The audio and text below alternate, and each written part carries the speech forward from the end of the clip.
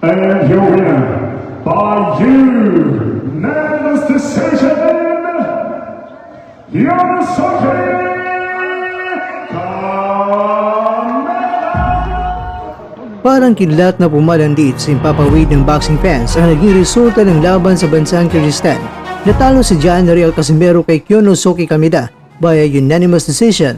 Ilang saglit matapos ang huling kampana, humarap pa rin sa kamera ang Cuadro Alas na may ngiting may halong pangungusap na may lalim.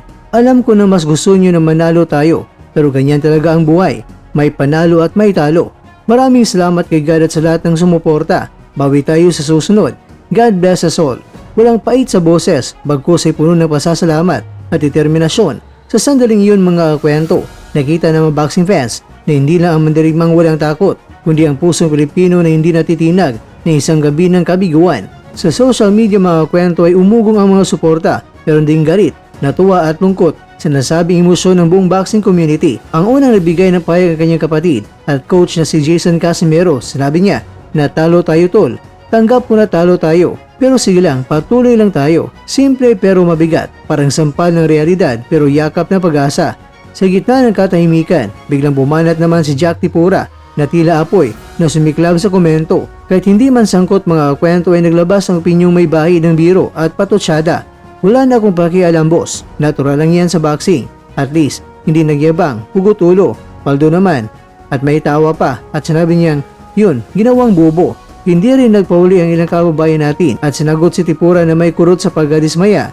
Saka ka na maglabas ng komento kapag nakalimutan na namin na ikaw ang original na Gapang Boy. Sa pagkakataong iyon, naging wrestling ring ang comment section at ang keyboard ang naging kamao. Ngunit, higit sa anumang alitan sa social media, lumutang ang respeto at suporta mula sa kapwa boksingero. Ayon kay Charlie Suarez, talo po si Cuadro Alas Casimero sa naging laban niya kanina. Karon pa man, saludo pa rin kami sa iyo champ. Di matawaran ang naimbag mo sa bansa natin. Nangusap dito ang bayaning handang yakapin ng kapwa mandirigma sa oras ng unos. Sumunod naman ay si Olympic medalist na si Yumi Marshall na may mensaheng puno ng sigla. Bounce back tol, tuloy ang laban, bawi lang next time. Mula naman kay Wiljon Mindoro, talo si Champ Casimero mga idol by unanimous decision. Sayang, puro tako si Kameda mga idol. Congrats pa rin Champ at nagpatuloy ang alon ng suporta sa mga mensaheng hatid ni Kenneth Luber. Bounce back Champ, ganoon talaga ang boxing. Proud pa rin kami sa iyo. Sa mundo ang tagumpay ay sinasamba at ang kabiguan ay minamaliit. Tumayo si Casimero tulad ng isang mandirigmang sugatan, ngunit dignidad ay buo. Ang laban ay tapos, ngunit ang kwento ng kanyang pagbangon ay nagsisimula pa lamang. Tuloy ang lipad ng Cuadro Alas dahil sa bawat talo may aral at sa bawat aral may bagong laban na nakaabang. Isang pagkatalo ito sa record ni Casimero kontra sa isang Hapon, pero panibagong lakas ito sa puso ni isang tinaguriang tunay na kampiyon.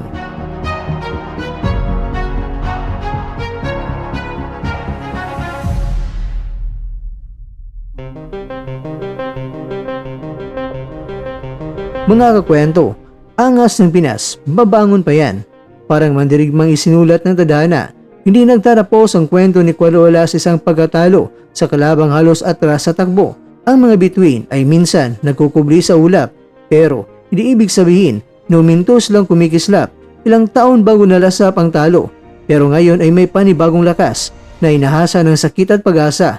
Mas matamis ang tagumpay kapag naranasan mo muna ang lupit ng pagkadapa. Kaya kapit lang sa pangarap angas ng Pinas dahil babangon pa ang tunay na kampiyon na may pusong wagas. Babangon pa ang angas ng Pinas. Congrats naman kay Boy Takbo. Kabilang ka na sa Team Mayweather at kay Rigondo.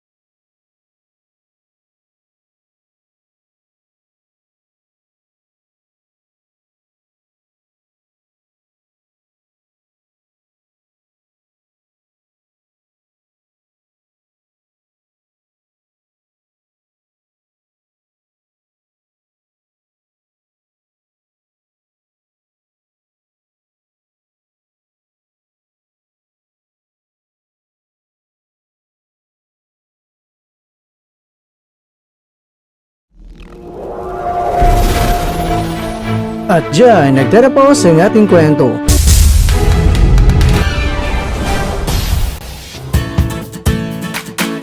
Maraming salamat mga kakwento sa inyong panonood. Pero baka naman mga kakwento ay nagustuhan niyo po ang kwento natin ngayon. Baka pwede niyo po akong mabigyan dyan ng like, subscribe at pa-click na rin sa bell button.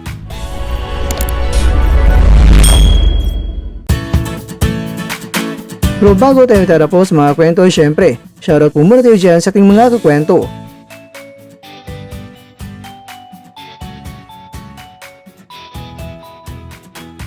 At ikaw kwentong nanonood ngayon, shoutout sa iyo dyan. Bueno, hanggang dito na po muna ang ating kwentuhan. At abangan nyo na po ating susunod na video. At dito lang po yan sa isang channel na kung saan maaring ito'y mga kwentong di pa na kwento sa inyo.